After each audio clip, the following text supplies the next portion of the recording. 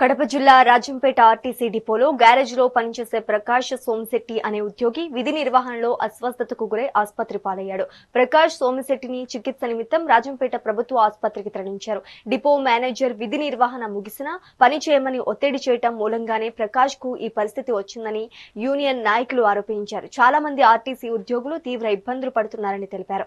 ఆయనపై తక్షణ చర్యలు తీసుకోవాలని డిమాండ్ చేశారు.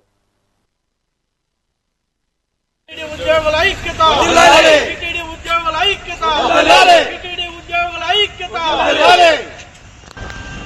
ఈరోజు ఎస్పీఎస్ ప్రకాష్ అనే మెకానిక్ గారు డిఎం గారి వేధింపుల వలన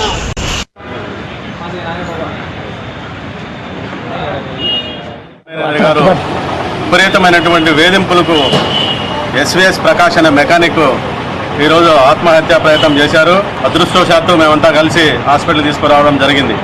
ఒక 10 రోజులుగా అతన్ని వెంటబడి వేధించి దాదాపు 50-60 మంది వర్కర్ల ముందర అతన్ని తీవ్రమైనటువంటి అవమానకరంగా మాట్లాడుతూ తన పనిని హేళన చేస్తూ డిపో మేనేజర్ గారు వేధించడం జరిగింది. ఆయన మనస్తాపానికి గురై ఈరోజు ఆత్మహత్యా ప్రయత్నం చేసి ఇక్కడ హాస్పిటల్ పాలు కావడం జరిగింది.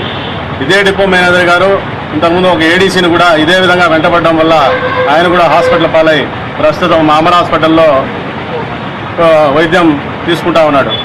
ఒక డ్రైవర్ కూడా ఇటీవల కాలంలోనే హార్ట్ అటాక్తో చనిపోయి మీకు అందరికీ తెలిసిన విషయం, మీ అందరి సహకారంతో ఇక్కడ ఆయన కూడా వైద్యం జరిగింది. కానీ దురదృష్టవశాత్తు అతను చనిపోవడం జరిగింది.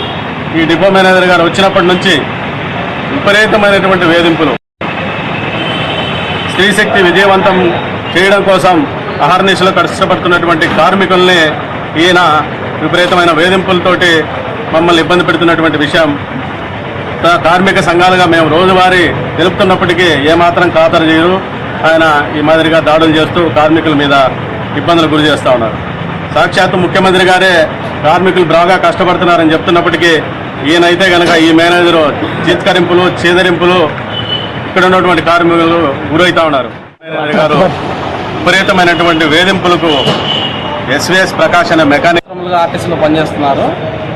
ఈ ఒక నెల రోజుల నుంచి సహజంగా ఆర్టీసీలో బస్సులు ఫెయిల్యూర్స్ అనేది అప్పుడప్పుడు జరుగుతుంటాయి.